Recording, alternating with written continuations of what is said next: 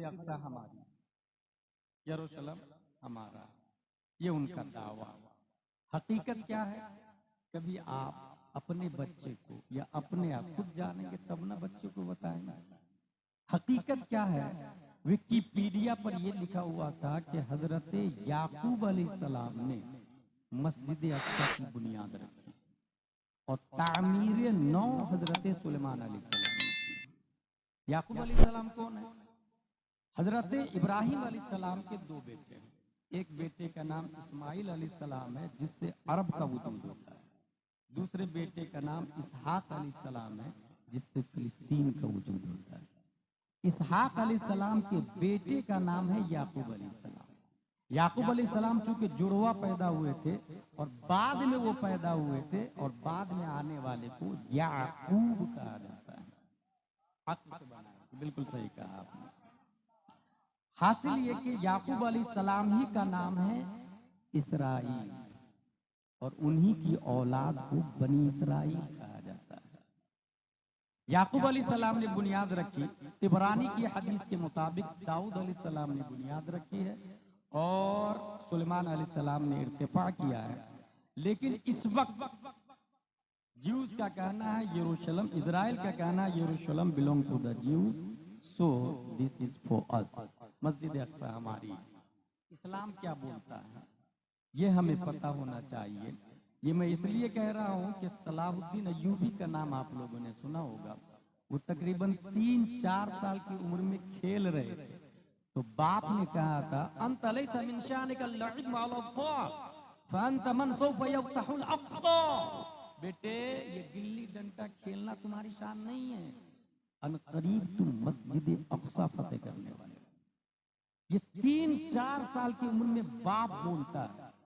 बेटे के दिमाग पर पत्थर पर लकीर खींचने के मुतरादिफ ये जुमले नक्श कर जाते हैं और 1187 में यही सलाहुद्दीन है जो मस्जिद अक्सा को सलीबियों से छीनकर सुन्नियों के अंडर में कर देते हैं।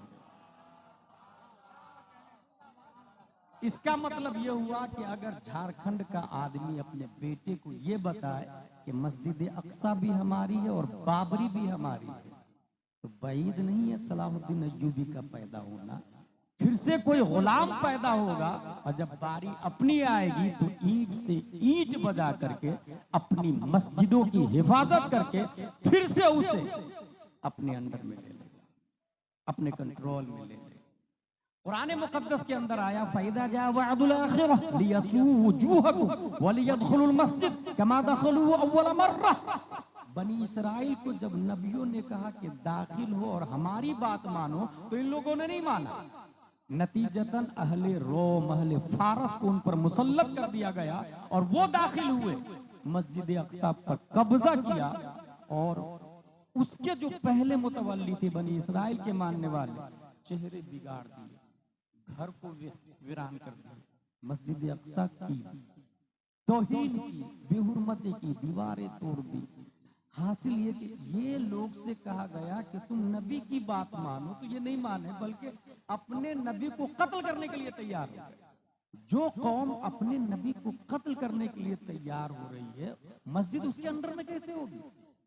मसला यह है कि पूरी दुनिया की मस्जिद अल्लाह का घर है और अल्लाह का जो घर है जितनी मसाजिद है उसके मुतवल्ली न यहूदी हो सकते हैं, न क्रिश्चियन हो सकते हैं, न मुशरिक हो सकते हैं, न काफिर हो सकते हैं। मस्जिद जो अल्लाह का घर है उसकी हिफाजत और मुतवल्ली होने का हक पूरी दुनिया में इस वक्त सिर्फ उम्मत मुहम्मदिया को हासिल है। कहीं भी मस्जिद है चाहे वो गर्काब है, डूब क्षेत्र में है, जमीन के नीचे है, किसी ईयर में है, उसका मुतवल्ली सिर्फ और सिर्फ मुसलमान, उसके अलावा किसी को नहीं। इस्लाम बोलता है, कुरान बोलता है, इन लोगों ने अपने नबी की बात नहीं मानी, नतीजतन नाफरमानी की, खत्म कर दिए गए। अब फरमा बरदार नबी की फरमा बरदारी करने वाली उम्मत सिर्फ और सिर्फ मुसलमान। इसलिए मस्जिद अक्सा हमारी है, किसी और की जागीर नहीं, मुसलमानों की प्रॉपर्टी है। पहला दावा हो गया इजराइल का। दूसरा दावा, इजराइल से our army has tried day and night to complete compare. मस्जिद अक्सा की हिफाजत में हमारी आर्मी दिन रात की कोशिश और मेहनत कर रही है, इसलिए मस्जिद अक्सा हमारी। इस्लाम क्या बोलता है? ला तज़ालु ताइफतुम मिन उम्मती ज़ाहिरीन अलल हक़ ला यज़ुर्रुहुम मन आदाहुम क़ाल फी ऐन या रसूलल्लाह सल्लल्लाहु अलैहि वसल्लम क़ाल फी बैतुल मक़दिस। प्यारे मुस्तफा फरमाते एक जमात हमेशा हक पर कायम रहे और मुखालिफीन उनका कुछ नहीं बिगाड़ पाएंगे। वो लड़ती रहेगी, जंग करती रहेगी, फाइट करती रहेगी। सहाबा ने पूछा फीमा ऐना या रसूलल्लाह, फी ऐना या रसूलल्लाह, क़ाल फी बैतुल मक़दिस। मस्जिद अक्सा के ताल्लुक से वो जमात हमेशा फाइट करती रहेगी। इससे साबित हुआ कि हमास को टेररिस्ट कहने वाले ये खुद टेररिस्ट है, वदउश अला गैर महल्लिही कर रहे हैं, वो जुल्म कर रहे हैं। ये बताइए आप अपनी जमीन को हासिल करने के लिए लड़ना ये टेररिस्ट है या फ्रीडम फाइटर है? अगर अपनी जमीन के लिए लड़ना ये टेररिस्ट है तो गांधी को टेररिस्ट होना चाहिए, अल्लामा फजले खैराबादी को टेररिस्ट होना चाहिए। मगर ये फ्रीडम फाइटर इसलिए कि हिंदुस्तान इनके बाप दादा का था और जिनके बाप दादा की जमीन हो उसे हासिल करना ये टेररिस्ट नहीं फ्रीडम फाइटर है। इसी से साबित हुआ फिलिस्तीन मुसलमानों के बाप दादा की जागीर थी। अरब के फिलिस्तीन की पीठ में खंजर घोंप कर जबरन जमीन छीन कर कब्जा करके इजराइल को बसाया गया। लिहाजा इजराइल को भगाने की कार्रवाई करना ये अपनी जमीन अपने हक के लिए लड़ना है, ये टेररिस्ट नहीं। अल्लामा फजले खैराबादी की तरह गांधी की तरह ये फ्रीडम फाइटर की लड़ाई है और वो लोग मुजाहिदीन में शामिल हैं। क्या कहने, जिंदाबाद फ्रीडम फाइटर टेररिस्ट नो। कौन कह रहा है? जो वो मीडिया बोल रहे हैं जो परवरता है, जो पेबल है, जो चार दिन है। इजराइल का तीसरा दावा, the working we are doing for the benefit of people of Palestine must be accepted। हम जितना अच्छा फिलिस्तीनियों के लिए कर रहे हैं और जो जो कह रहे हैं वो मान लेना चाहिए। चले भाई, हमारा इस्लाम क्या बोलता है? क्या हम मान ले जैसा इजराइल बोल रहा है वैसा मान ले? कुर्बान जाइए, कभी आपको सोचिएगा तो फख्र होगा कि कयामत तक जो जो होने वाला है और जहां जहां इंसान कंफ्यूज होगा, कुरान शरीफ और हदीस शरीफ में या तो इबारतन या दलालतन या इत्तिज़ान या इशारतन सहाबा ने पूछ कर जवाब प्यारे मुस्तफा से ले लिया। इजराइल बोल रहा है कि हम जो बोल रहे हैं वो मान लो तुम लोग। इस्लाम क्या बोलता है? लौ लम यबqa मिन दुनिया इल्ला यौम लक़ब्बलल्लाहु ज़ालिकल यौम हत्ता युक़ातिल आखिर हादिल उम्मति दज्जाल। क़ाल ऐनहुम या रसूलल्लाह? क़ाल अंतुम शर्क़िय्या नहरल उर्दुन व हुम ग़रबिय्या हत्ता यख्तबियल यहूदिय्यु मिन वराइ शजर अविल हजर फयक़ूलु शजर अविल हजर या मुस्लिम या अब्दुल्लाह हादल यहूदी वराइ ताल फक़ुल। इस्लाम बोलता है अगर दुनिया का एक दिन बाकी हो, एक दिन बाकी हो, अल्लाह ताला उस दिन को लंबा करेगा यहां तक कि इस उम्मत का दज्जाल शजर और हजर दरख्त या पत्थर के पीछे छिप जाए। वो दरख्त या पत्थर बोलेगा मुस्लिम भाई, मुस्लिम भाई, ए अल्लाह के बंदे इधर आइए ना, ये यहूदी यहाँ छुपा हुआ है, आके मारिए ना इसको। ये हदीस बोल रही है, गुलाम जिलानी अजहरी लफ्फाज खतीब का नाम नहीं, ये हदीस बोल रही है। इसका मतलब ये हुआ फक्तुल हो वाहिद का लफ्ज आया।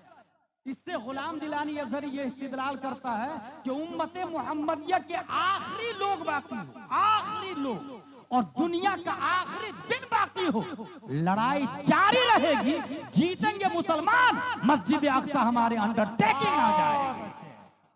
नारे तकबीर, नारे रिसालत, मजहबे इस्लाम। आखिरी दावा इजराइल का, Arab should apologise for the war that have started with Israel. जो जंग कर रहे हैं ना इजराइल के साथ अरब वाले, उसे चाहिए कि माफी मांगे, जंग बंद कर दे, लड़े नहीं, औजार डाल दे, हथियार डाल दे, सरेंडर कर दे अपने आप को। हमें क्या करना चाहिए? क्या माफी मांग लेना चाहिए, सरेंडर हो जाना चाहिए? कुरान बोलता है वला तहसबन्नल्लज़ीना क़ुतिलू फ़ी सबीलिल्लाहि अमवाता बल अहया इंद रब्बिहिम युरज़क़ून। सरेंडर नहीं होना, लड़ना है अपने हुकूक की बाजियाबी के लिए, अपने जमीन के तहफ्फुज़ के लिए, अपनी मस्जिद की हिफाजत के लिए लड़ना है। अगर जीत गए तो अर्तुगरुल गाजी है, और हार गए तो दुनिया की जिंदगी खत्म होगी, रब की बारगाह में हमारी जिंदगी शुरू हो जाएगी। और युरज़क़ून का तेवर बोलता है कि अपने रब की बारगाह में हम खाएंगे भी, पिएंगे भी, पहनेंगे भी, दुनिया की जिंदगी से करोड़ों दर्जा अफजल व आला जिंदगी रब की बारगाह में होगी। लिहाजा अपने हुकूक के लिए लड़ना टेररिस्ट नहीं, फ्रीडम फाइटर है। तौहीद और रिसालत के शहदाई अल्लाह तबारक व तआला ने हम लोगों को इस्लाम में पैदा किया। इस वक्त, और ये आज से नहीं, WTC के बाद से बाज़ाब्ता टारगेट किया गया कि टेररिस्ट है मुसलमान, टेररिस्ट है, टेररिस्ट है। क्या ये सही है? तो मेरा एक सवाल है दुनिया के चैनलों से, Who started First World War? Not Muslim. Who started the Second World War? Not Muslim. Who killed 6 million Jews in Holocaust? Not Muslim. Who killed about 20 millions of Aborigines in Australia? Not Muslim. Who set the nuclear bombs of Hiroshima and Nagasaki? आज 7 अक्टूबर को 5000 rocket 20 minute में अपने हक की बाजियाबी के लिए fire करने वाले टेररिस्ट है। तो फिर ये न्यूक्लियर बॉम्ब जिन्होंने फायर किया और जिन्होंने दागे, ये कौन है? Who killed more than 100 millions of Indians in North America? Not Muslim. Who killed more than 50 millions of Indians in South America? Not Muslim. Who took about 180 million of African people as slaves, and 88% of them died and were thrown overboard in Atlantic Ocean? Not Muslim. So first of all, you will have to define terrorism properly. If a non-Muslim does something bad, he is trash. He is not terrorist. But a Muslim commits the same thing, he is terrorist. Remove this double standard, then come to the point. I don't know any terrorist. I don't know any Osama. I am follower इमाम आज़म Abu Hanifa. Jail में रह के जहर से इंतकाल हो गया, क्या वो टेररिस्ट हो सकते हैं? आई एम फॉलोवर इमाम अहमद बिन हम्बल, 28 महीने जेल में एक मसाला की खातिर रहे, कभी बादशाह वक्त से बगावत नहीं किया, औजार नहीं उठाया, क्या हम टेररिस्ट हो सकते हैं? आई एम फॉलोवर शमसुल अइम्मा सरखसी, 12 साल जेल में रह के दीन की खिदमत करते रहे, खाकान बादशाह के खिलाफ औजार नहीं उठाया, क्या हम टेररिस्ट हो सकते हैं? आई एम फॉलोवर मुजद्दिद अल-फ़सानी, 7 साल जेल में रह के इस्लाह का काम किया, अमन शांति का काम किया, बादशाह के खिलाफ ऐलान जंग नहीं किया, क्या हम टेररिस्ट हो सकते हैं? हमारा कुरान बोलता मन क़तल नफ्सन फकअन्नमा क़तल अन्नास जमीआ व मन अहयाहा फकअन्नमा अहया अन्नास जमीआ। एक इंसान का कत्ल करने वाला रूए जमीन के इंसानों का कातिल है, एक इंसान का। मैं पूछना चाहता हूं यजुर्वेद से, ऋग्वेद से, महाभारत से, 18 पुराण से, अमेरिका से, टर्बन से, लीबिया से, तुनिस से, जजायर से, एशिया से, यूरोप से, बर्तानिया से, है तुम्हारे पास है किसी कोई थ्योरी तो बताओ। तुम जिस मजहब को टारगेट करके टेररिस्ट कह रहे हो, उस मजहब की बुनियाद में 1400 साल पहले अल्लाह ने यह कानून नाजिल कर दिया था, एक इंसान का कत्ल करने करने वाला रुए इंसानियत के, रुए जमीन की इंसानियत का कातिल है, और एक इंसान को बचाने वाला पूरी इंसानियत को बचाने वाला है। मन कतल नफ्सन फकान्नमा कतलन नास जमीआ व मन अहयाहा फकान्नमा अहयन नास जमीआ। यही वजह है कि हमारे नबी सल्लल्लाहु अलैहि वसल्लम पत्थरों की बारिशों में रहे हैं, गालियों के बीच में रहे हैं, आका हुसैन तलवारों के साये में रहे हैं, 72 नुफूस कुदसिया जान तो दे दी है मगर कभी बगावत नहीं किया है, मगर कभी तलवार उठा करके निस्तो नाबूद करने का प्लान कौम के साथ कभी नहीं किया है। हम उस मजहब के मानने वाले हैं जिसका नाम ही इस्लाम है, और इस्लाम का माना टेररिस्ट नहीं, एंटी टेररिस्ट होता है, एंटी टेररिस्ट। दुनिया से अगर टेररिस्ट को खत्म करने की क्षमता, मानवीयत और ताकत और कुव्वत किसी के अंदर है तो उसका नाम मजहब इस्लाम है। जिंदाबाद जिंदाबाद, अल्लाहु अकबर। क्या कहने, जिंदाबाद जिंदाबाद जिंदाबाद जिंदाबाद जिंदाबाद जिंदाबाद।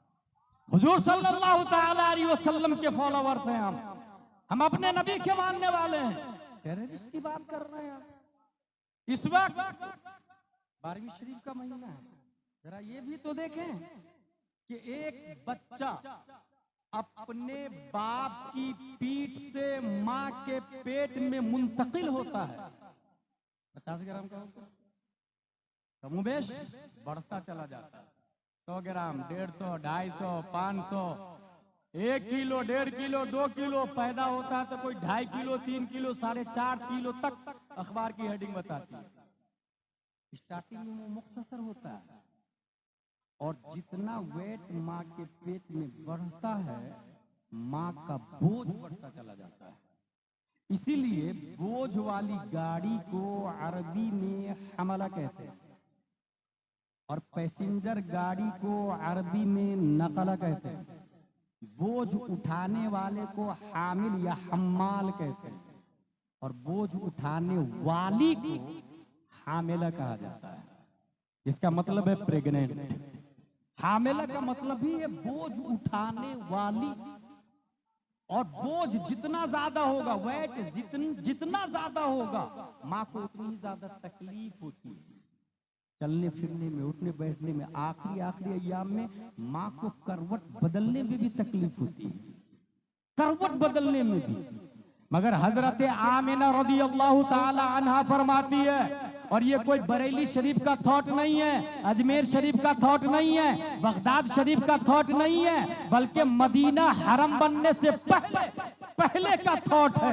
हजरत आमिना इरशाद फरमाती है, वल्लाही मा शऊरतु अन्नी हमलतु वला वजदतु लहु तिकला। खुदा की कसम, मेरा बेटा जब मेरे पेट में आया तो मुझे शऊर भी नहीं हुआ, और न ही बोझ का एहसास हुआ, बोझ का भी एहसास नहीं हुआ। गुलाम जिलानी अज़हरी सोचने पे मजबूर है कि आखिर बोझ का एहसास क्यों नहीं हुआ। प्यारे मुस्तफा शिकम माँ में है, माँ हमल से है मगर हमल नहीं है, बोझ है मगर बोझ नहीं है। प्यारे मुस्तफा शिकम माँ में है मगर वेट नहीं है। वजह क्या है? हमने कुरान पढ़ना शुरू किया, अलिफ लाम मीम सयकूल तिलकर रुसुल लन तनालू वल मुहसनात ला युहिब्बु, तो आवाज आई कद जाअकुम मिनल्लाहि नूर। पता ये चला प्यारे मुस्तफा पैदा होने से पहले भी नूर थे, माँ के पेट में आए तो नूरुन अला नूर है। और आइंस्टाइन बोलता है सबसे ज्यादा कम वेट रोशनी का होता है, रोशनी का। साबित हो गया हमारे नबी पैदा होने से पहले भी नूरुन अला नूर है। क्या कहने, जिंदाबाद जिंदाबाद जिंदाबाद। जो माँ पर बोझ न हो वो टेररिस्ट कैसे हो सकता है? हमल में है मगर हामिला नहीं, उसको टेररिस्ट कह रहे हैं। हम पैदा होते हैं, हमारी माएं मर जाती है, माँ का दम निकल जाता है। जाके लेडी बटलर में देखे, सचगी हॉस्पिटल में देखे, और एक अंडर ऑफ बुक की बात बताऊं, कहीं कहीं जानबूझ के मार दिया जाता है। नहीं माँ को मारा जाता है तो बच्चे को मार दिया जाता है। मैं मध्य प्रदेश में ऐसी डॉक्टर को जानता हूँ, लेडी डॉक्टर को, जो 35 से ज्यादा मुस्लिम बच्चों को मार डाला है। मैं जानते हैं क्यों बोल रहा हूं? चंदा करके जलसे करा लेने से इस्लाह मुआशरा नहीं होगा। अल्लाह ने जिसको दौलत दी, जो एफडी करके रखा है, जो खेत और अपने बेटे और पोते के लिए लाखों करोड़ों जो प्लॉट करके रखा है जमा करके, अगर थोड़ी भी ईमानी गैरत बाकी है तो अपना लेडी बटलर खोले, अपना हॉस्पिटल खोले और माँ और बहनों की इज्जत की उसमें होगी। मुस्लिम लेडी डॉक्टर रखे उसमें। अगर नस्ल की हिफाजत करनी है, इस्लाम को बचाना है, अगर गैरत जिंदा है तो वो एफडी, वो करोड़ों और लाखों की प्रॉपर्टी जो आप अपनी औलाद के लिए छोड़ के जा रहे हैं, लानत है ऐसे मौके पर जब माएं मर रही है, मुस्लिम बच्चे मर रहे हैं और आप एफडी करा के पोते पर पोते के लिए जमा करके जा रहे हैं। अपनी लेडी बटलर होना चाहिए, अपनी स्कूल, अपना कॉलेज होना चाहिए, अपनी यूनिवर्सिटी होना चाहिए। ये बात इजराइल की चल रही है ना। मैं अभी परसों तरसों से शेर नेपाल में था, पता चला कि नेपाल के लोग भी पढ़ने के लिए इजराइल गए। पता है आपको, पूरी दुनिया में 500 यूनिवर्सिटी यहूदियों के अंडरटेकिंग है। नेपाल से, इंडिया से लोग इजराइल पढ़ने गए। भाई आपके पास कोई पढ़ने के लिए आया कभी झारखंड में? आपने कभी सोचा इसके बारे में? पढ़ाई वो कर रहे हैं, यही वजह है कि पूरी दुनिया के दिमाग पर इजराइल की हुकूमत है, दिमाग पर।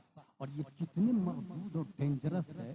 एक आदमी अजहर में बोल रहा था, अजहर का टीचर, जब मैं क्लास में गया तो उसने कहा कि कौन कहता है हिटलर गलत? पूरी दुनिया में यहूदियों की कमीनापंथी को दो ही लोगों ने पहचाना है, एक का नाम मोहम्मद सल्लल्लाहु अलैहि वसल्लम, दूसरे का नाम हिटलर है। सोचे 60 लाख को मार डाला तब ये हाल है, अगर पूरे जिंदा होते तो आपका क्या हाल है? बहुत खतरनाक होते हैं।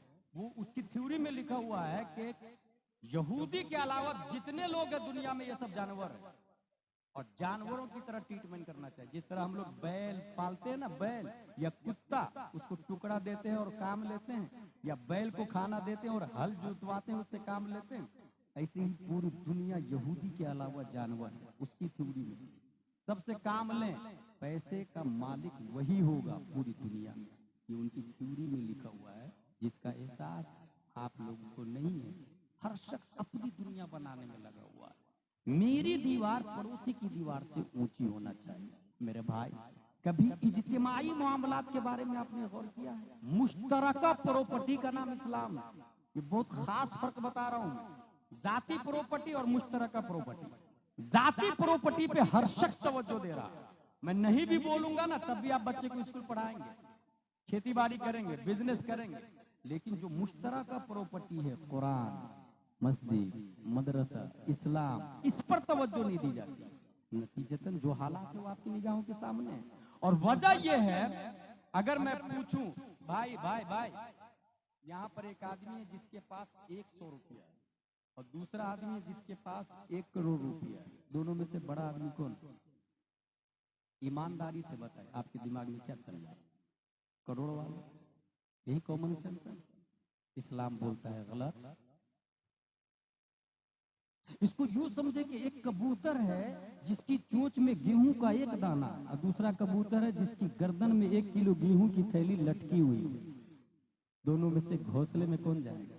बीवी बच्चों से कौन मिलेगा? एक दाना वाला कबूतर या 1 किलो गेहूं वाला कबूतर? एक दाना वाला। इन्ना लिल्लाहि व इन्ना इलैहि राजिऊन की तफसीर बोलती है कि इंसान लाहूत से आया और इंसान एक परिंदा है और उसे रिटर्न होना है रब की तरफ।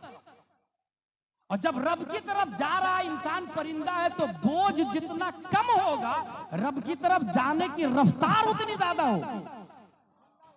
लिहाजा 1 करोड़ वाला से अफजल 1 लाख वाला है। 1 लाख वाले से ज्यादा कामिल इंसान 50,000 वाला है। 50,000 वाले से ज्यादा कामिल इंसान 1,000 वाला है। 1,000 वाले से ज्यादा कामिल इंसान 100 रुपये वाला है। और उन 100 रुपये वाले को मुबारकबाद दूंगा, आप अपनी किस्मत पे नाज करें। प्यारे मुस्तफा 1400 साल पहले फरमा गए कि एक गरीब अमीर से 500 साल पहले जन्नत में चला जाएगा, क्योंकि अमीर को हिसाब देना पड़ेगा। जाएगा, लाया कहां से, खर्चा कहां किया है। अगर हराम का है तो रब की तरफ जाएगा भी नहीं, वो सीधा जहन्नम में जाएगा। और हलाल का है तब भी हिसाब देने में टाइम लगेगा, मगर एक गरीब शॉर्ट एंड स्वीट में हिसाब देगा, रब की बारगाह में चला जाएगा। और दूसरी बात यह है कि 100 रुपये का मालिक होना यह किसी की सुन्नत हो या ना हो, मगर कुर्बान जाए प्यारे मुस्तफा मालिक कुल है, मगर मालिक निसाब नहीं है, मालिक निसाब नहीं है। कभी नबी पे ज़कात फर्ज नहीं होती थी, इतना पैसा ही नहीं जमा होता था, इसलिए पता चला वो मुस्तफा जो मालिक कुल होने के बावजूद मालिक निसाब नहीं थे। वजह यह है कि मुश्तरक प्रॉपर्टी पे ध्यान दिया है, उन्होंने पूरी तवज्जो मस्जिद पर दी है, मदरस पे दिया है, इस्लाम पर दिया है। प्यारे मुस्तफा सल्लल्लाहु अलैहि वसल्लम ने अपनी पूरी जिंदगी को रब के पैगाम को उम्मत तक पहुंचाने में सर्फ कर दिया है। इसलिए पता चला है तौहीद और रिसालत के वशेदाइयों, जाती प्रॉपर्टी पे कम तवज्जो दे, मुश्तरक प्रॉपर्टी मदरसा है, मस्जिद है, इस्लाम है, कुरान है, बुखारी है, मुस्लिम है, विकाया है, हिदाया है, दिराया है, गुरर है, शर है, कंजुल है, कंज है। हाँ हाँ, मुश्तरका प्रॉपर्टी का नाम फतावा रज़विया है, कंजुल ईमान है। इसलिए जात पर हमला हो एक बार बर्दाश्त कर लिया जाएगा, मगर फतावा रज़विया पर हमला हो, कंजुल ईमान पर हमला हो, गैरत ईमानी बाकी है तो जान दे देंगे, मगर कंजुल ईमान नहीं देंगे, कंजुल ईमान नहीं देंगे। ये है तौहीद और रिसालत के शहदाइयों। नारे तकबीर, नारे रिसालत, मसलके आला हजरत, इस्लाहे मुआशरा कॉन्फ्रेंस। ये है इस्लाहे मुआशरा। ये अब नौजवान नहीं बोलेंगे, थोड़ी देर और बोल दीजिए ना, ये नजराना नहीं देंगे, क्योंकि दिमाग में जो हैंगिंग है, दिमाग में जो वायरस घुसाया है अमेरिका और इजराइल ने, वो ये कि इंजॉय के तौर पे पैसे दे दिया जाए, मगर बंद मुट्ठी ला के किसी दीन के काम करने वाले मुफ्ती, क्या नाम है उसका, मुफ्ती महबूब साहब जैसे दीन के काम करने वालों को 1 लाख रुपया नहीं देंगे, 1000 रुपया भी चुपके से नहीं देंगे, दिखा के देंगे। असल इस्लाम जो स्पिरिचुअल ऑफ इस्लाम, जिसको अल्लाह ने दौलत दी है, वो लाखों दे, यकीनन नादखा को देना चाहिए, शायर को देना चाहिए। मैं तो ये भी कहता हूं कि मैं ऐसे 3 शेर को जानता हूं कि 3 शेर पर दाद में 3 लाख दिरहम दिए गए, 3 शेर पर 3 लाख दिरहम। और वो 3 शेर ये हैं, बलौतुन्नासा करनन बादा करने फलम अर गैर खयाली व क़ाली वलम अरा फिल खुतूब अशद वक़अन व असअब मिन मआदात रिजाली व दुक़्तु मरारत अल अशिया'i तुर्रन फमा तामुन अमरु मिन सुवाली। जिसने शेर पढ़ा, मद्दाह रसूल नात खान मुस्तफ़ा अब्दुल्ला बिन जुबैर कहा जाता है। और जिसने 3 लाख दिरहम दिए थे अमीरुल मोमिनीन हजरत अबू बकर, हजरत उमर, हजरत उस्मान, हजरत अली रज़ियल्लाहु ताला अन्हुम, अजिल्ला सहाबा जिन्होंने कुरान लिखा, उन्हीं में एक सहाबी है हजरत अमीर मुआविया रज़ियल्लाहु ताला अन्हु। 14 सहाबा ने कुरान लिखा, उनमें से एक अमीर मुआविया। 3 लाख दिरहम इन्होंने दिया। ये बात इसलिए कर दिया हूँ मैं कि ये तरीका छोड़े कि नौजवानों की वजह से इस्लाम नहीं चल रहा, ये जलसे को बर्बाद कर देते हैं कहीं कहीं पर, असल मसले को नहीं समझते हैं। जो लोग दीन का काम कर रहे हैं, क्या ये हकीकत नहीं है मेरे भाई कि एक खतीब को, एक शायर को 20,000, 25,000, 30,000, 40,000 दे दिया जाता है। वो मस्जिद का इमाम जो मुझसे अच्छी तकरीर करते हैं, हर जुमा में नहीं तकरीर करते हैं। हम तो एक तकरीर पूरे इंडिया में कर लेते हैं, आउट ऑफ इंडिया भी कर लेते हैं, मगर एक खतीब जुमा का, आपका खतीब आधा घंटा मेहनत करके नहीं तकरीर करता, क्योंकि पब्लिक सेम है ना। आइंदा जुमा फिर नई तकरीर, उसके बाद फिर नई तकरीर। उनको मुसाफा में कोई 100 रुपया देने के लिए तैयार है, और फिर नारे लगाने के लिए इतने ज्यादा तादाद में लोग। सोचिए जरा, क्या ये इस्लाह का तरीका है? क्या ये दिमाग के साथ हैंगिंग नहीं की जा रही? क्या ये दिमाग में वायरस नहीं डाला है इजराइल ने, यहूदियों ने और अमेरिकन? क्या इसके जिम्मेदार हम नहीं? क्या इस्लाह मुआशरा का एक अहम रुकन ये नहीं है कि हम खतीब को कम, शायर को कम और अपने इमाम को ज्यादा दें? क्या ये हकीकत नहीं है कि अगर मैं ये कहूं मस्जिद बनानी है, कौन देगा चंदा, लोग धड़ाधड़ तैयार हो जाएगा। हजरत मेरी तरफ से ईंट, मेरी तरफ से सरिया, मेरी तरफ से सीमेंट। मैं ये कहूं कि मस्जिद में इमाम लाना है, मुफ्ती, तनख्वाह 25,000 रुपए से कम नहीं, फैमिली क्वार्टर भी चाहिए, 12 लोग खड़े हो जाए, जनवरी फरवरी मार्च अप्रैल मई जून जुलाई अगस्त सितंबर अक्टूबर नवंबर दिसंबर, सिर्फ 12 लोग, साल में एक बार नंबर आएगा, 25,000 रुपये तनख्वाह, मुफ्ती साहब कोई खड़ा नहीं होता। मस्जिद के लिए खड़ा हो गया, इमाम के लिए खड़ा क्यों नहीं हुआ? क्या ये दिमाग में वायरस नहीं डाला हुआ यहूदियों की तरफ से, इजराइल की तरफ से? ये किसने बता दिया मस्जिद बनाना सवाब का काम है? कहाँ लिखा, किसने बताया? किसी किताबी में लिखा है ना। उसी किताब से ये साबित है कि मस्जिद एक नहीं, 1 मिलियन नहीं, 1 बिलियन की बना ले। 1 बिलियन की आप झारखंड में बना ले। 1 मिलियन 10 लाख का होता है, 1 बिलियन 100 करोड़ का होता है। 1 बिलियन की मस्जिद बना ले और मस्जिद के पास जाए और कहे मस्जिद साहब हुजूर में कितने फराइज है, मस्जिद बताएगी। मिंबर साहब आप तो 50,000 के हैं, बताइए ना गुस्ल में कितने फराइज है? मिंबर बोलेगा कुल्ली करना, नाक साफ करना, पूरे बदन पे पानी बहाना। झूमर से जाके पूछे, झूमर साहब आप बताइए ना, टेररिस्ट और फ्रीडम फाइटर में क्या फर्क है? ये मस्जिद का 50,000 का झूमर बताएगा। एक सेट खड़ा हुआ, पूरा गेट मेरी तरफ से, 4 लाख का गेट बन गया। गेट साहब आप तो 4 लाख के है ना, आप ही बता दीजिए ना, हमास टेररिस्ट है या फ्रीडम फाइटर है? बताइए ना हमास। झूमर गेट साहब आप बताइए ना। इज़ा अनसरुल्लाहि वल फथ, ये कुरान की आयत है या हदीस है या अरब का सेंटेंस है? क्या ये गेट बताएगा? क्या ये झूमर बताएगा? मस्जिद साइलेंट है, वायलेंट इमाम। मस्जिद साकित है, नातिक इमाम है। मस्जिद खामोश है, बोलता इमाम है। पता ये चला कि अगर करोड़ों की मस्जिद बना ले, झारखंड में इस्लाह मुआशरा नहीं होने वाला। हजारों पोस्टर निकाल ले, इस्लाह मुआशरा नहीं होने वाला, क्योंकि इस्लाह मुआशरा मस्जिद से नहीं इमाम से होता है। बोलता इमाम है, मस्जिद खामोश है। यहीं से ये साबित हुआ कि करोड़ों की मस्जिद है और इमाम नाजरा खां है, तो भी इस्लाह नहीं होने वाला है। और ये नाजरा खां इमाम क्यों होता? हम जिम्मेदार होते हैं इसको, क्योंकि अगर मुफ्ती साहब लाएंगे तो वो बोलेंगे सूद हराम, और मुतवल्ली का कारोबार सूद का है। अगर हम मुफ्ती साहब लाएंगे तो वो बोलेंगे जुआ हराम, और सिक्योरिटी का कारोबारी जुआ का है। अगर हम मुफ्ती साहब लाएंगे तो वो बोलेंगे झूठ बोलना हराम, और खजांची रोजाना 5 झूठ कम से कम बोलता है। ईमानदारी से बताए, ऐसे मुफ्ती साहब को न लाने की वजह से और आपका जाहिल इमाम नाजरा खां रखने की वजह से क्या झारखंड में इस्लाह मुआशरा होगा? तौहीद और रिसालत के शहदाइयों, पता यही चला, कितनी भी महंगी मस्जिद बना ले, इनकलाब मस्जिद से नहीं आता। और अगर मस्जिद खजूर की शाख, तना और पत्तियों से बनी हुई हो और इमामुल अंबिया हो, तो मुक्तदी अबू बकर पैदा होते हैं, उमर पैदा होते हैं, तलहा जुबैर और हंज़ला पैदा होते हैं। और उसी मस्जिद में एक बच्चा पढ़ने जाता है तो बाबुल इल्म शेर खुदा हैदर कर्रार पैदा होते हैं। इसको कहते हैं इस्लाह मुआशरा। क्या लम्हे फिक्रिया है, इसको कहते हैं काम, मेरे भाई। और ये कोई नहीं बोलेगा आजरी साहब बहुत अच्छी तकरीर करके गए ना, जिसने बोला वो पूरे जलसे पे पानी फेर दिया। अमल करेंगे वो आज रात।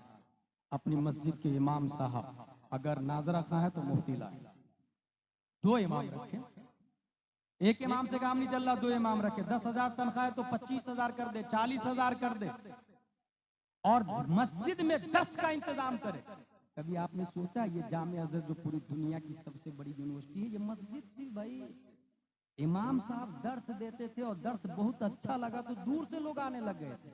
दूर से आने वालों के लिए रूम बना दिया गया तो वो अजहर यूनिवर्सिटी बन गई। अजहर की तारीख यही है, जो पूरी दुनिया की सबसे बड़ी यूनिवर्सिटी है।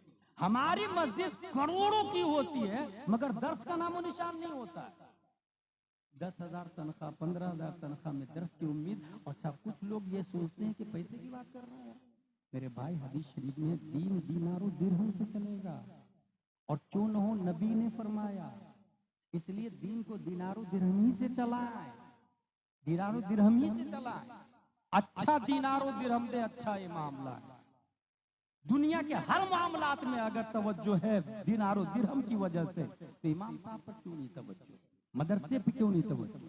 तौहीद और रिसालत के शहदाइयों, हुजूर सल्लल्लाहु ताला अलैहि वसल्लम इस्लाम लेकर के आए और इस्लाम में टेररिस्ट का नामो निशान नहीं है। ज़हनो फिक्र में लोगों के डाल दिया गया है। हमारे नबी सल्लल्लाहु अलैहि वसल्लम पैदा हो रहे हैं। इस जमाने में अगर आज कोई बच्चा पैदा होता है, माओ की रूह निकल जाती है, माएँ मर जाती है, इतनी तकलीफ होती है। यही वजह है कि एक बेटा जिंदगी भर अपनी माँ को कांधे पे बैठा के भी हज करा ले, वो माँ का हक नहीं अदा कर सकता है, क्योंकि वही पैदा जब हुआ था, माँ चाहती तो गर्दन दबा देती, बच्चा मर जाता। कितने कमबख्त है वो नौजवान जो माँ बाप को बुढ़ापे में बोझ समझते हैं, ओल्ड होम में डाल देते हैं, बुद्धा आश्रम में डाल देते हैं। अगर वही माँ पैदा होने के वक्त उसकी गर्दन दबा देती, आज वो जिंदा नहीं रहता। और निजाम कुदरत तो देखे, रब ने माँ के दिलों में इतनी मोहब्बत डाल दी कि माँ अगर पागल भी हो जाए तो बच्चे को पहचानती है, सलीका उसे है दूध पिलाने का, क्योंकि अगर अक्ल चली जाए तो वो जानवर की तरह हो जाती है। और जानवर भी अपने बच्चे को पहचानता है, प्रोटेक्टिंग करता है, हिफाजत करता है। क्या आपने मुर्गी को नहीं देखा अपने 10-20 चूजे की बात से हिफाजत करते हुए? क्या आपने मछली को नहीं देखा अपने बच्चे की हिफाजत करते हुए? अगर साहिल समंदर जाए, मछली अपने बच्चों के साथ घूम रही हो, आपको देखकर सीधा नीचे जाती है, बच्चों को साथ में लेके चली जाती है। क्या जंगल में भैंस को नहीं देखा आपने? क्या दुनिया में झारखंड में आपने गाय भैंस को नहीं देखा अपने बच्चे की प्रोटेक्टिंग करते हुए? ये कहां से आया? ये मिंजाने बिल्ला रहम कहां से आया? अल्लामा कमरुज़्ज़मा आज़मी की एक बात याद आ रही है। उन्होंने 25 साल पहले एक मानाखेज सेंटेंस कहा था, ये जो मुर्गी के दिल में, ये जो मुर्गी के जिस्म में रहम डाला गया है, ये रहमत आलम का सदका है। माओ के सीनों में जो मोहब्बत डाली गई है, ये रहमत आलम प्यारे मुस्तफा का सदका है। जब प्यारे मुस्तफा की रहमत के सदके में दुनिया की तमाम माओ के दिलों में रहमत है, उसके मानने वाले टेररिस्ट कैसे हो सकते हैं? वो नबी टेररिस्ट के फाउंडर कैसे हो सकते हैं? हाँ हाँ, हमारे नबी जब पैदा होते हैं, हजरत आमिना इरशाद फरमाती है, मेरा बेटा मोहम्मद पैदा हुआ, मुझे जर्रा बराबर तकलीफ नहीं हुई। अल्लाहू अकबर, प्यारे मुस्तफा पैदा हो रहे हैं, माँ को जर्रा बराबर तकलीफ नहीं हुई। मैं सोच में पड़ गया, हमारे भारत में माएँ मर जाती है, मगर हमारे नबी को हमारे नबी की वालदा को तकलीफ नहीं हुई। फिर कुरान उल्टाया और पढ़ना शुरू किया, अलिफ लाम मीम सयक़ूल तिलका रसूल तनालु वल मुहसनात ला युहिब्बु व इदा समिअ वलौ अन्ना क़ाल अल मलअ व अलम यअतदिरून व मा मिन दाब्बा व मा उबर्रिउ रुबमा सुब्हानल्लज़ी क़ाल अलम इक़तरबा। तो एक आयत 17वां पारे में नजर आ गई, व मा अरसलनाका इल्ला रहमतल लिल आलमीन। बात समझ में आ गई, जो नबी रहमत आलम बनकर आ रहे हो, वो ज़हमत माँ कैसे बन सकते हैं? वो ज़हमत वालिदा कैसे बन सकते हैं? जो खुद रहमत बनकर आ रहे हो, वो माँ को ज़हमत कैसे दे सकते हैं? जब पैदाइश के वक्त माँ को ज़हमत नहीं दे सकते, वो टेररिस्ट का फाउंडर कैसे हो सकते हैं? वो दहशतगर्द के फाउंडर कैसे हो सकते हैं? इसलिए पहचाने अपने इस्लाम को, अपनी उम्मा, अपने समाज को, अपने मजहब को, अपनी नस्ल को और अपनी थ्योरी को जाने। अगर मैं आपसे ये पूछूं, बताएं नबी का सबसे बड़ा मौजिज़ा क्या था? क्या नबी ने चांद को फाड़ के रख दिया? क्या ये सबसे बड़ा मौजिज़ा था? कुछ लोग कहेंगे हाँ हाँ ये सबसे बड़ा मौजिज़ा था, क्योंकि आज तक किसी ने चांद को नहीं फाड़ा। नबी ने सूरज को बुला लिया, क्या ये सबसे बड़ा मौजिज़ा था? नहीं। नबी ने दरख्तों को बुला लिया, क्या ये सबसे बड़ा मौजिज़ा था? नहीं। जानते हैं नबी का सबसे बड़ा मौजिज़ा क्या है? नबी का सबसे बड़ा मौजिज़ा कुरान मुकद्दस है। सबसे बड़ा मौजिज़ा कुरान मुकद्दस है। चांद फटा था, जुड़ गया, सूरज आया था, वापस होके अपनी रूटिंग पर आ गया, मगर नबी का ये मौजिज़ा आज भी बाकी है, आज भी बाकी है और आज भी मौजिज़ा ही है। ऐसा नहीं कि 1400 साल पहले मौजिज़ा था, आज भी मौजिज़ा है। और ये आज मौजिज़ा इसलिए है कि आज भी हमारे नबी का दावा हक है कि ला इलाहा इल्लल्लाह मुहम्मदुर रसूलुल्लाह, और क़यामत तक नबी नबी है, इसलिए कुरान मौजिज़ा रहेगा। तो जरा कुरान को तो पहचाने, कुरान को तो पढ़ें। मदरसों में आमतौर से ये होता है, हम पूछे आप लोगों से, आपके बच्चे दीनी तालीम जानते हैं? मोस्टली लोग खड़े हो जाएंगे। मैं आखिरी पॉइंट बताने जा रहा हूँ, मेरा टाइम पूरा हुआ। आपसे मैं ये पूछूं, क्या आपका बच्चा दीनी तालीम जानता है? आप कहेंगे हाँ हाँ अजहरी साहब जानता है ना। क्या जानता है भाई? बोले वो कुरान शरीफ पढ़ लेता ना। ओके, ये किसने कह दिया कुरान शरीफ पढ़ना दीनी तालीम? Reading Holi Quran it is Islamic education. Who से? पढ़ने का नाम दीनी तालीम है, ये किसने बताया? भाई साहब, without understanding only reading it is not Islamic education. बगैर समझे पढ़ना ये इस्लामिक एजुकेशन नहीं है। इसलिए आप अपनी गलतफहमी को दूर कर ले। ये जो दिमाग में वायरस डाला यहूदियों ने कि कुरान शरीफ पढ़ लेना ये दीनी तालीम है, गलत। कुरान शरीफ समझ लेना ये दीनी तालीम है। कुरान शरीफ समझ लेना। इसलिए जो अभी कुरान खानी वगैरह यहाँ भी बहुत होती होगी, पूरे इंडिया ही का यही हाल है। हजरत मुफ्ती साहब, मेरे वाली साहब का इंतकाल हो गया है, 10 बच्चों को भेज दीजिए ना, ये कुरान शरीफ खत्म करवाना। बुलाया 10 बच्चे, 3 पारे, एक बच्चे ने 3 पारे पढ़े। ओके, ये कुरान खत्म हो गया। अल्लाह, एक कुरान का सवाब मेरे वालिद साहब की रूह को पेश करता हूँ, कबूल फरमा। बहक ला इलाहा इल्लल्लाह मुहम्मदुर रसूलुल्लाह। यही चल रहा है ये वायरस। अल्लामा अहमद यार खान नईमी तफसीर नईमी में लिखते हैं, एक आयत को समझना, गौर से सुनो। कुरान खानी की आपने 1 घंटा लगा, 1.5 घंटे लगे, एक कुरान खत्म हो गया। तरीका बदल दे कुरान खानी। एक आलिम साहब को बोले और उनसे कहे कि सूरह कौसर की तफसीर समझाएं। अगर वो आलिम साहब आके सूरह कौसर की तफसीर समझा देते हैं, बीवी को भी बैठाए, बेटी को भी बैठाए, बच्ची को भी बैठाए, बच्चा को भी बैठाए, खवातीन को पर्दे में रखे और रिजाल को पर्दे के बाहर रखे इमाम साहब के सामने, एक सूरह कौसर की तफसीर बता दी उन्होंने, तो तफसीर नईमी में आया कि एक आयत की तफसीर समझना 10 कुरान का सवाब मिलता है। कितने कुरान का सवाब मिला? 1.5 घंटे में 10 बच्चे को बुलाया, एक कुरान का सवाब। एक आलिम साहब को बुलाया, सूरह कौसर की तफसीर समझे। सूरह कौसर में अगर 3 आयत है तो 10 तिया 30 कुरान का सवाब। कुछ देर में, आधे घंटे में फायदा ये हुआ कि 10 कुरान का सवाब मिला है। अल्लाह मेरे वालिद साहब को 30 कुरान का सवाब पेश करता हूँ, कबूल फरमाए। बहक ला इलाहा इल्लल्लाह, ये 30 कुरान का सवाब मिला। दूसरी बात ये कि सूरह कौसर से आप जाहिल नहीं, सूरह कौसर की तफसीर के आप आलिम बन चुके हैं। ये कितना अच्छा तरीका है इस्लाम, इसको एजुकेशन कहते हैं। कुरान खानी इस तरह करवाएं। अगर दिमाग में वायरस लगा हुआ है, भेड़ चाल चलते हैं, पहले जिस तरह हुआ अभी भी वही होगी। तलबा आ जाए, कुरान पढ़ दे और चले जाए, उस समझेगा कौन उसको? इसलिए मेरे भाई, स्पिरिचुअल इस्लाम को समझे। कुरान शरीफ की 3 जहतें हैं। एक है जो हमने बोला, जो सबसे बड़ा नबी का मौजज़ा है, देखो अल्हम्दु, इसको कहते हैं लफ्जी कुरान। दूसरा वो है जो लिखा हुआ, ये फतवा रज़विया से बोल रहा हूँ, हसन रज़ा अतर बुरकारबी साहब को। दूसरा है नक्शी कुरान, जो लिखा हुआ ना, अलिफ ऐसा लाम ऐसा हम्दू, ये जो कुरान लिखा हुआ है ना, जो दिखता है, उसको कहते हैं नक्शी कुरान। और तीसरा कुरान है मानवी कुरान, उसका जो माना है तमाम तारीफ अल्लाह के लिए। कुरान की 3 जहत हो गई, 3 दर्जे और 3 किस्में हो गई, लफ्जी, नक्शी, मानवी। लफ्जी कुरान, नक्शी कुरान, मानवी कुरान। अगर आप बेवजू है तो कुरान छूना हराम।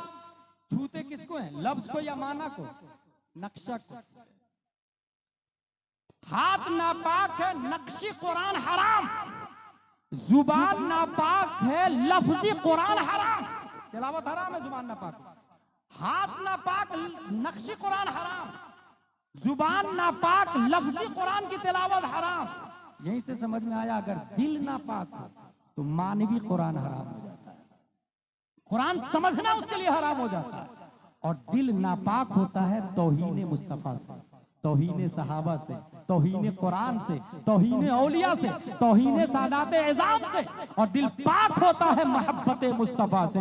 इसलिए अगर हाथ को पाक करना हो वुजू करता है, जुबान को पाक करना हो तो इंसान गुस्ल करता है। अगर कोई दिल पाक करना चाहता है, अपने दिल में मोहब्बत औलिया, इस्लाम और मुस्तफा डाल दे और उस दिल को हमेशा अपडेट रखने के लिए औलिया किराम, उलमाए किराम से मोहब्बत रखे, इंशाअल्लाहुल अज़ीम दिल पाक रहेगा, कुरान समझ में आएगा। और जब कुरान समझ में आएगा, इस्लाम जिंदा और ताबिंदा। क्या कहने, जिंदाबाद जिंदाबाद जिंदाबाद।